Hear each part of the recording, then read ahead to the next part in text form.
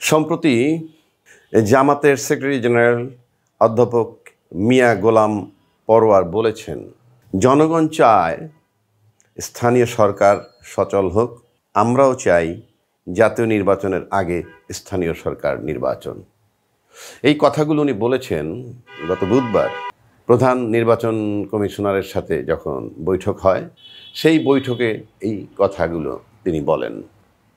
তিনি আরও বলেন ওখানে যে আমরা জামাত ইসলাম সংখ্যানুপাতিক নির্বাচনের পক্ষে আছে বলেও জানান, এবং এটার পিছনে তার যুক্তি হইল যে সংসদটাকে কার্যকর এবং সচল বলতে যা বোঝায় সেটা করার জন্য সংখ্যানুপাতিক হারে নির্বাচনটা তারা চায়।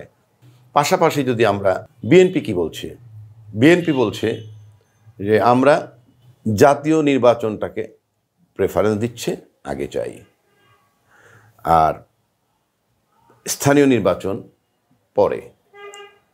আবার জামাত বলছে যে সংস্কার ছাড়া সুষ্ঠু নির্বাচন সম্ভব নয়।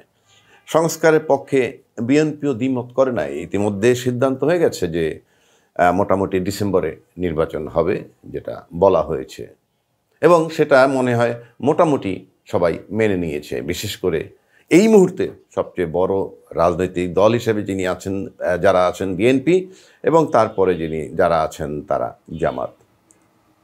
কিন্তু ইন্টারেস্টিং ব্যাপার একটা, এই খুব সব মেনে নিলাম, সংস্কার মেনে নিচ্ছি, নির্বাচন মেনে নিচ্ছি, তারপর কিন্তু একটা কঠিন একটা সংকট তৈরি হতে যাচ্ছে। কিভাবে? সেটা হলো, জামাত বলছে যে আমরা জনগণ যেহেতু আগে স্থানীয় সরকার নির্বাচন চায়, আমরাও চাই স্থানীয় সরকার সচল হোক, জাতীয় নির্বাচনকে তারা এটা চায়। প্রশ্ন হচ্ছে, নির্বাচন যদি সুষ্ঠু করতে হয় তাহলে সংস্কারটা দরকার, এটা যেমন জামাত চায়, বিএনপিও চায়। আর সংস্কার যদি হয়েই যায়, সংস্কারের পরে জাতীয় নির্বাচন হইতে আপত্তি কোথায়? কেন স্থানীয় সরকার? স্থানীয় সরকার নির্বাচনও তো সংস্কারের পরেই হবে। মানে আমি বলছি, এটা আমি আমার লজিকটা উপস্থাপন করার চেষ্টা করছি যে তাহলে আগে কেন স্থানীয় সরকার নির্বাচনটা জামাত গুরুত্ব দিচ্ছে। এই একই কথা কিন্তু বৈষম্য বিরোধী ছাত্র তারাও বলেছে যে সংস্কার আগে, বিচার আগে, তারপরে নির্বাচন, এবং তারাও স্থানীয় সরকার নির্বাচনের প্রতি আগ্রহী, আগে করতে চায় স্থানীয় সরকার নির্বাচন, যার ভিত্তিতে সম্ভবত আসিফ মাহমুদকে দায়িত্ব দেওয়া হয়েছে, স্থানীয় সরকার দায়িত্বটা তাকে দেওয়া হয়েছে। এটার মানে হচ্ছে এই গ্রাসরুট লেভেল, এটা সাধারণত পার্টির মহাসচিবকে দেওয়া হয় এগুলা, এটা ওই উপজেলা বা ইউনিয়ন পরিষদের যে উন্নয়নমূলক কর্মকাণ্ড, তার সাথে নিজেদের রাজনীতিটাকে টিকিয়ে রাখা।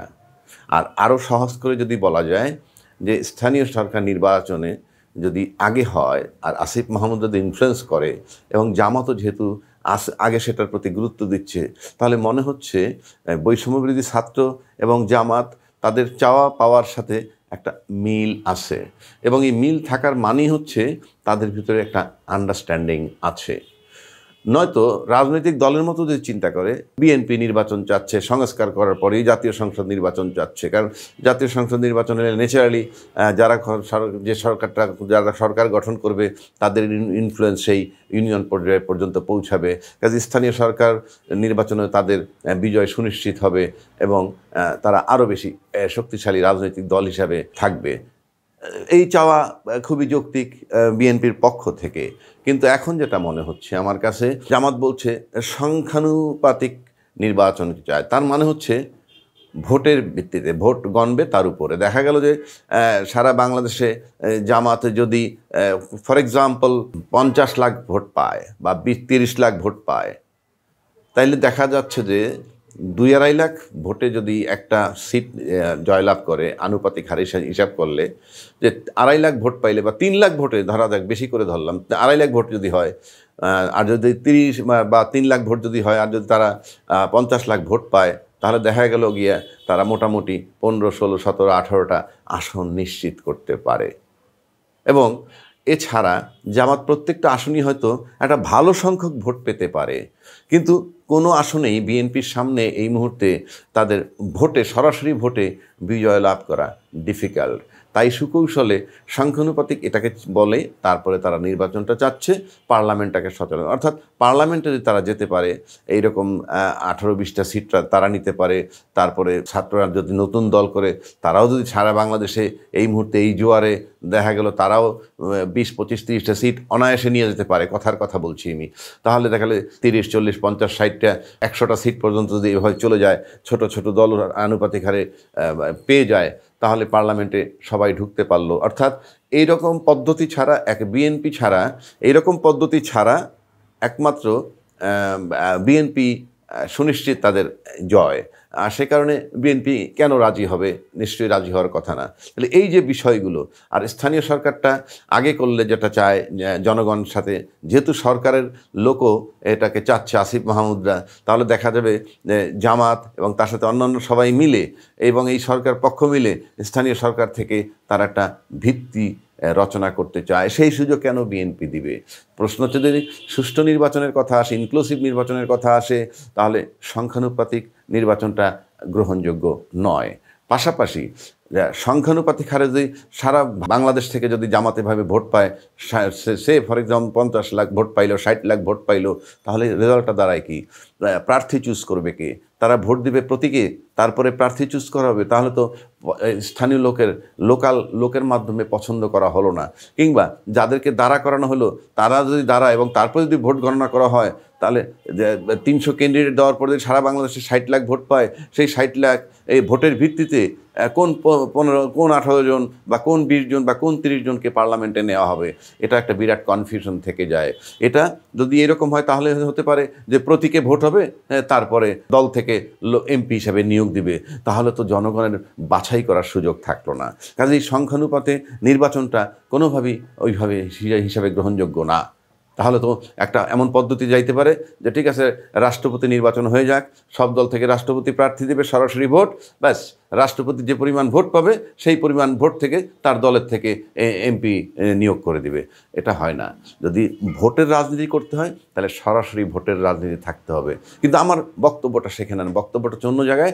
সেটা হলো, আজকে যদি এইগুলা স্ট্যান্ড নেয়, জামাত এর সাথে অন্যান্য ইসলামী দল মিলিয়ে ফেলবে জামাত, কারণ সব দলই খুবই অল্প সংখ্যক ভোট নিয়ে তারা দেশের ভিতরে রাজনৈতিক দল হিসাবে আছে, তাহলে যেটা রেজাল্ট দাঁড়াবে, সরকার পক্ষ বলতে আমি সরকারের ছত্রছায়ায় যে ছাত্র বৈষম্য, ছাত্ররা যদি দল করে, জাতীয় নাগরিক কমিটি করে, উপদেষ্টারা যদি ওখান থেকে পদত্যাগ করে দলে যোগ দেয়, তাহলে আলটিমেটলি কিছু ইনফ্লুয়েন্স থেকে যায়। সরকার থেকে বের হয়ে আসা মানে হচ্ছে ইনফ্লুয়েন্স থাকবে।